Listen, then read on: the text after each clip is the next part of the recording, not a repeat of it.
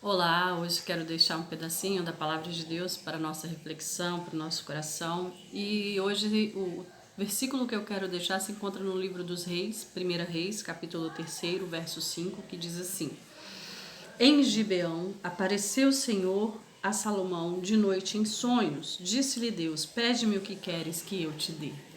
Oremos. Pai querido, em nome de Jesus, receba a nossa adoração, receba o nosso louvor, ensina-nos a amar o Senhor acima de todas as coisas e ao próximo, a Deus, como a nós mesmos, em nome de Cristo Jesus. Amém. Amados, o texto, ora lido, trata-se de uma experiência linda que Salomão teve com Deus. Salomão foi o sucessor de Davi, seu pai. Davi havia sido rei, havia morrido e agora Salomão está reinando no lugar de Davi. E a palavra de Deus diz que Salomão aprende a amar o Senhor, ele amava o Senhor, você contempla essa verdade no verso 3, e ele andava em fidelidade diante do Senhor, ele procurava dar nos preceitos que Davi o havia ensinado. E ali ele estava, então, no alto de Gibeon, oferecendo sacrifícios a Deus. Quando ele tem um sonho, ele vai dormir à noite e ele tem um sonho. Deus então faz uma colocação linda e tremenda para Salomão. Deus olha para Salomão e fala para ele: Pede-me o que queres que eu te dê. E a minha pergunta hoje, tanto para eu mesma quanto para vocês, é: se Deus chegar para você hoje e falar, pede-me o que queres que eu te dê, o que você pediria para Deus?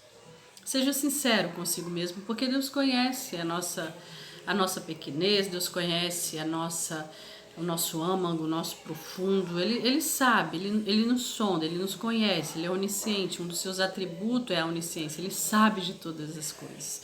Então o que você pediria? Talvez você diria assim, Edna, eu pediria uma linda casa, eu pediria um marido, eu pediria um namorado, eu pediria uma namorada, eu pediria um bom emprego, eu pediria para passar na faculdade, enfim, são tantas coisas, né? Mas Salomão, ele pede algo que me faz refletir. Ele olha para Deus e fala assim: Senhor, eu não passo de uma criança.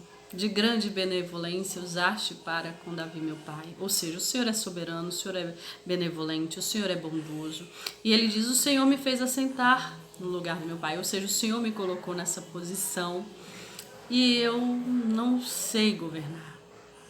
Eu peço ao Senhor sabedoria para governar o teu povo.